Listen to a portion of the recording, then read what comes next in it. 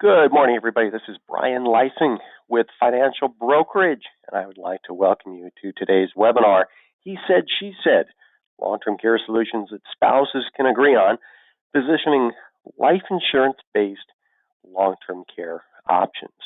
Now, a quick little housekeeping note as we begin. All of your lines are muted. We do that to cut down on background noise. You can still ask questions, though. Just type them in the toolbox you see on your screen in front of you.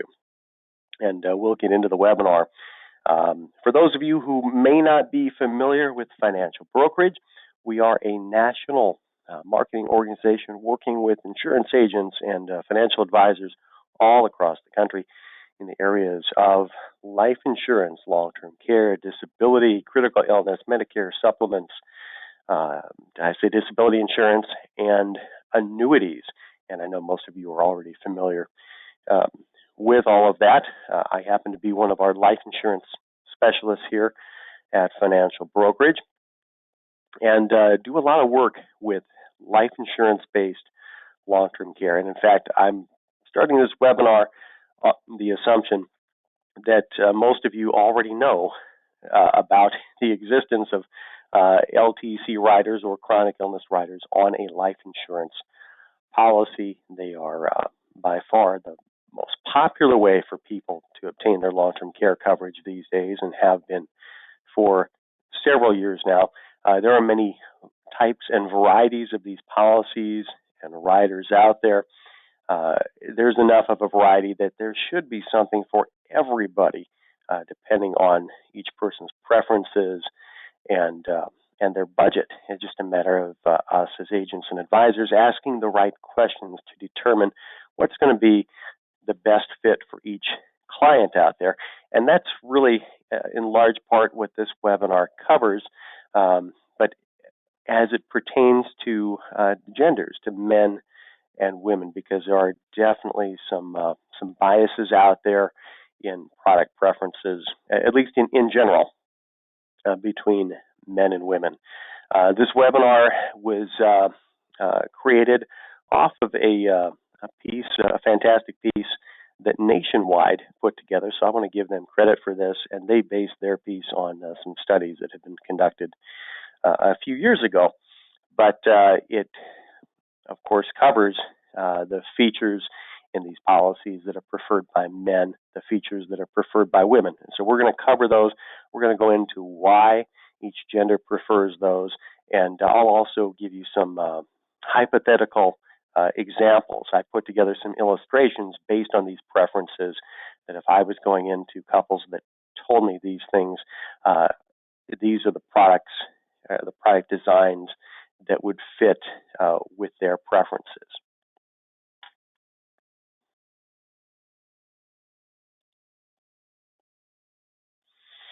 All right, so I'm sure we've all experienced this before out sitting across the kitchen table or in the office from clients, and this pertains to when you have a husband and a wife in front of you, and we'll go in on the next slide into why that's important.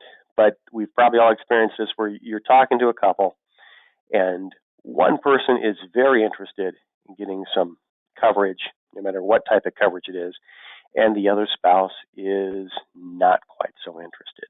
And in fact, there may be some shins kicked under the table during the course of the conversation, but you can usually tell, right, when one person really wants the coverage. And somehow, you've got to convince both of them or help the one spouse who's on board convince the other one that this is really something they need to do. However, that doesn't always work. And sometimes, even though you have one person who really wants the coverage and could qualify, has the money to pay for it, you end up with no sales at all because the one who didn't want something convinces the other one that they don't need to do it right now. So we're going to try to avoid that situation if we can. So I had mentioned that we're talking about couples for a particular reason, and it's because that's who usually purchases life insurance-based long-term care policies. We know from statistics that 75% of the people who buy LTC policies are members of couples. So if we're having this conversation, we're probably having the conversation with a couple. We also know that women are more likely to buy than men. They know that this is going to happen to them. They are usually the caregivers in their family, so they experience this firsthand, or they see their mothers or grandmothers providing care to other family members. They know it's going to happen. And they also know that men usually pass away first. So that means that when it comes time for the woman to need care, there isn't going to be a spouse around to care for her, more than likely. So then it falls on her children that she raised and provided care for in the past, and she doesn't want to be in the situation where they're providing that same sort of care for her. So for various reasons, women are much more likely to purchase than men. Unfortunately, in 40% of the caregiving scenarios, the caregiver passes away first, often from stress-related illnesses. The caregiver passes away first. If you think about it, you've got a woman in her 70s or 80s providing some form of long-term care, lifting, moving, aiding with all sorts of functions. Her spouse, who may outweigh her and who is just as old, if not older than her. I mean, that takes a tremendous stress on the body, even for a younger person, let alone someone who's in their 70s or 80s themselves. And look, according to the statistics, she's doing that because her husband never bought a policy. He didn't think he was ever going to need it. She has a policy. Well, but if she's one of the 40% that passes away first, she'll never use her policy. And now her husband, who doesn't have a policy, still needs care. So it's a terrible situation for people to be in, but it happens all too often. So we want to make sure that we cover both the husband and the wife in these situations. So that's why this is so important. So what did Nationwide find in the studies that they cited? And if you're attending this webinar, I'll be able to get you the PDF that cites all of that so you can see this. But what do they find that women want in a life-based LTC policy? Well, first off, women want a policy that has a benefit that meets their idea of having enough coverage. Now, they didn't define enough coverage, but I think we've all worked with enough people and clients out there to know that, look, there's the ideal solution to a problem, and then there's what the client can afford and what they're comfortable purchasing. So somewhere in there is going to be their idea of enough. Is it going to be enough to cover every penny of care or a full nursing home? Maybe not. Maybe it covers half or 75%. But you're going to be able to ask questions and narrow it down to whatever she thinks is enough coverage. Women also want some sort of inflation feature. Most people who buy these products are in their 50s to early 60s. They are still quite a ways away, we hope, from needing long-term care themselves. If they're not going to need it until they're in their 80s or 90s, whatever they purchase today, probably those dollars aren't going to go as far by the time they need care. So women would like to have some sort of inflation feature built into their product. And third, they like the idea of cost recovery if they don't use the LTC benefit, or maybe if none of it is used. They want to make sure that they or their families can get their money back from that. And that's only available with a life insurance-based product. But that's the third priority for women. Their primary priority is that they have enough coverage. Now, men, we tend to take a very different view on what we want in our life-based LTC coverage. For men, our number one priority is getting our money back. It's not about having money to pay for care because, look, we don't think we're going to need it, right? So we want to make sure that we're going to get our money back first and foremost. And priority 2 is right in line with that. We want some sort of financial product with a reasonable rate of return. We don't think we're going to use this. We think it's a waste. So we want to make sure we're building up some cash inside there that we can use for other things that we think we're going to use, right? It might be a new car, a new boat, motorcycle, or what have you. And third, men prefer a payment schedule that complements their financial plan. So again, this goes back to not really seeing long-term care itself as a priority, but a return on our money. Has this fit with our overall retirement plan and our plans to do other things during the retirement years? So how can we design a life-based LTC products off of those priorities? Well, we've got some hypothetical examples, and I put together a couple of illustrations using Nationwide's products since they came up with the idea here. But we're going to cover what we might propose to a couple here, Mary and Richard. And in the illustrations, you'll see that Mary and Richard are both conveniently 55 years old, and they both have the same amount of money available to put into a policy. Now, their concerns are going to be close to what we saw from the study. Mary is concerned about relying on her family for long-term care. She doesn't want to be a burden to her children down the road. She's also a little bit concerned about using up all the money she worked so hard for long-term care purposes. She's seen that happen to a mother or a grandmother where they eventually spent everything down and had to go on Medicaid. She doesn't want that to happen to her. And she also would like to make sure she has, again, the right amount of coverage, but without wasting any money unnecessarily. And Richard, of course, is going to have some very different concerns. He doesn't want the coverage to be a waste of money. Again, there's other things Richard thinks he can do with that money, right? At least Richard is a little bit cognizant of what usually happens, and he's afraid of Mary outliving him and her needing care, right? So in this situation with Mary and Richard, it looks like Richard would probably be fine with Mary getting a policy, but we don't have Richard on board just yet. So we need to make sure that whatever we design here maybe helps out Mary as well, while hopefully helping out Richard. He would like to leave in line with that, the maximum amount of money to his heirs if he and Mary aren't going to spend it. He wants his kids, maybe grandchildren, to have that money.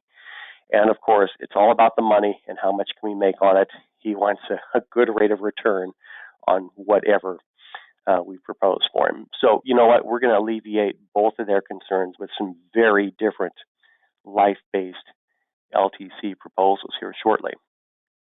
And this will make a little bit more sense once we delve into the illustrations. But with Mary, we're going to propose an asset-based long-term care policy. Sometimes these are referred to as the true hybrids.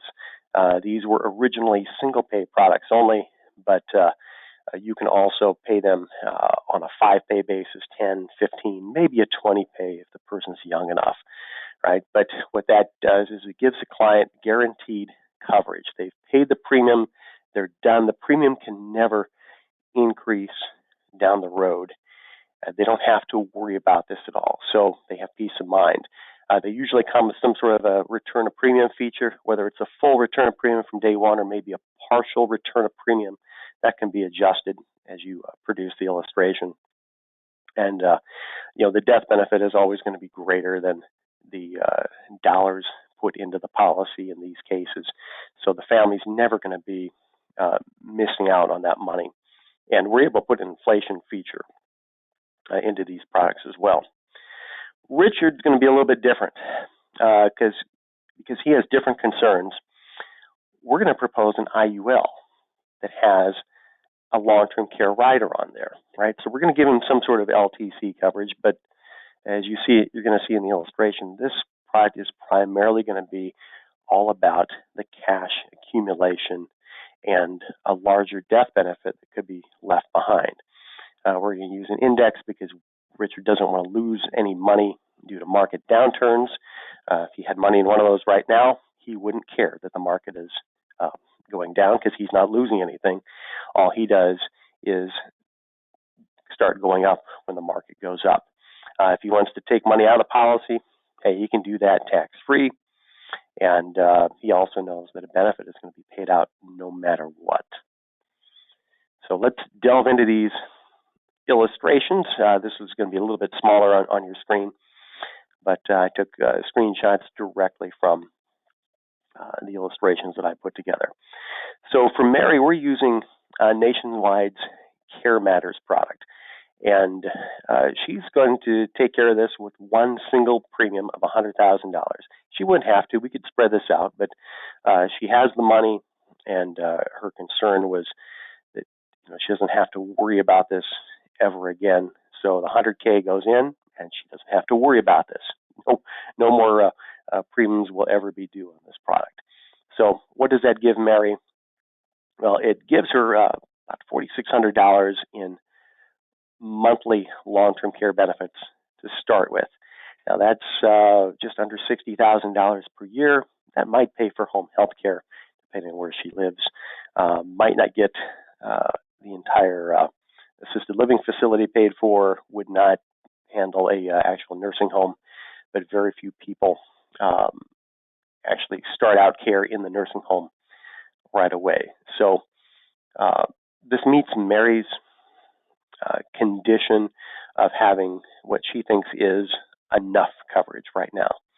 We also put the inflation rider on here so that, down the road, when Mary's at an age where she's more likely to need care, her amount of coverage is going to be able to keep up with the actual expenses. And you can see that in the second to last column here. It says total monthly benefit. Actually, the last column gives you the total benefit pool available to Mary. She starts out with about $300,000, and by only age 74, she's already just about doubled that total pool available for LTC. Now we don't want to forget about the death benefit. We know she put in $100,000.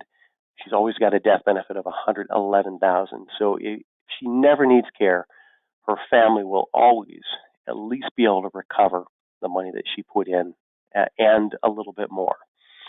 Now, let's continue down looking at the inflation benefit. If Mary doesn't need care until she's age 90, look at this down here. She's finally got over $1 million available total for care to the tune of $13,000 a month.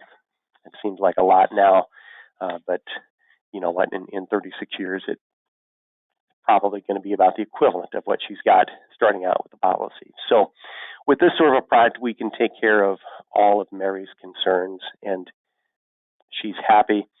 Again, she's got certainly enough coverage for long-term care. Now, Richard's going to be a little bit different. If you recall, one of the things that Richard wanted was flexible payments. So I'm illustrating Richard with $10,000 a year going into this policy. He's still putting in $100K, just like Mary did, only he's spreading it out over 10 years. Now, he wouldn't have to do it this way. We could probably arrive at the same numbers if he put in $5,000 for 20 years. This is an IUL, so as long as he's meeting the minimum premium requirements, he can put in whatever he wants. But this one is illustrating a continuous 10K for only 10 years, and then premiums stop. We're going to assume that Richard will be retired at that point and no longer wants to pay premiums. Richard was also concerned about a reasonable rate of return. Now, using Nationwide's Index UL accumulator, they're currently illustrating at 5.74%. Again, that's without any market risk at all, and he never has to pay taxes on any of the money in there, provided he never touches it or only takes it out in the form of loans.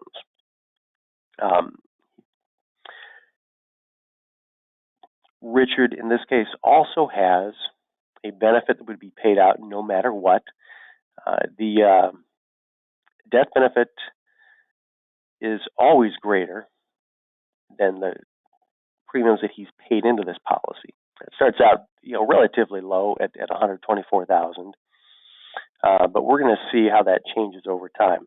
Now, one thing to notice here too: Richard's long-term care benefit never goes beyond the original $115,000, and that's okay for Richard because long-term care was not a concern of his. He's more concerned about the interest on his money and flexibility, right?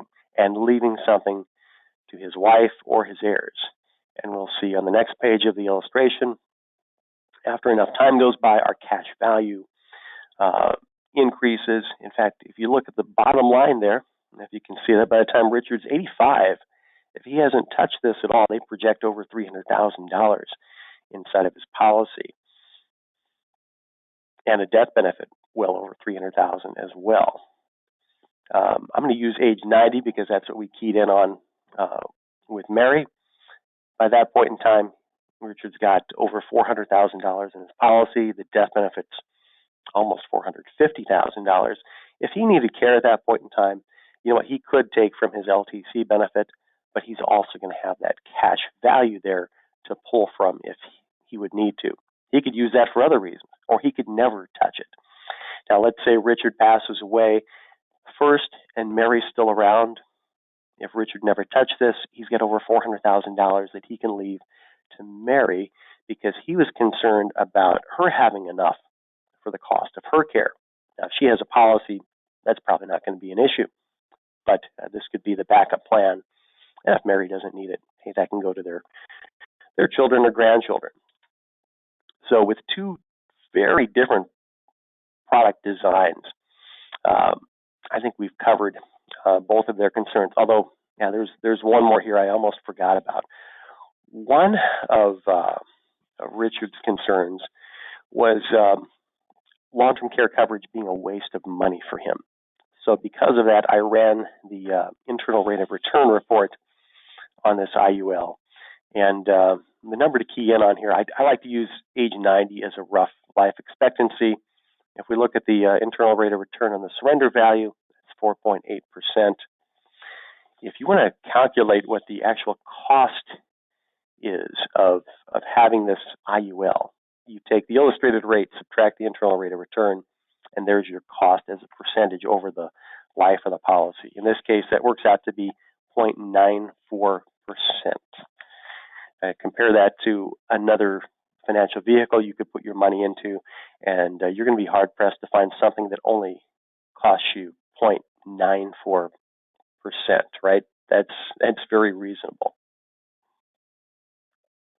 All right, so what are the next steps here now that you know what each gender prefers? You need to pay attention to what matters most to your clients. Your clients may track pretty closely to the statistics from the study, or they may not, right? And of course, we know each client is going to be a little bit different as well. So ask questions and try to pull that information out of them. Figure out exactly what they would like to have you do for them. And then once you've done that, give us a call over here at Financial Brokerage. Myself and my life insurance counterparts here have got knowledge of all the various companies' products and how to design them just right to do something like what you saw in the webinar here.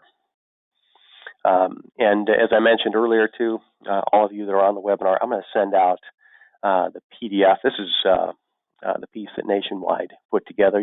Some of you may have seen it already, but this is sort of the inspiration behind today's webinar. And with that, I'm going to go ahead and open it up for questions. You can type them in the control panel on your screen, and I'll get to as many of those as possible. But I would like to thank all of you for joining us here this morning and taking time out of your day. If there are some clients and prospects that we can help you with regarding these concepts, be sure and let us know. You can reach us at 800-475-5555. So thank you once again, and we'll open it up for questions.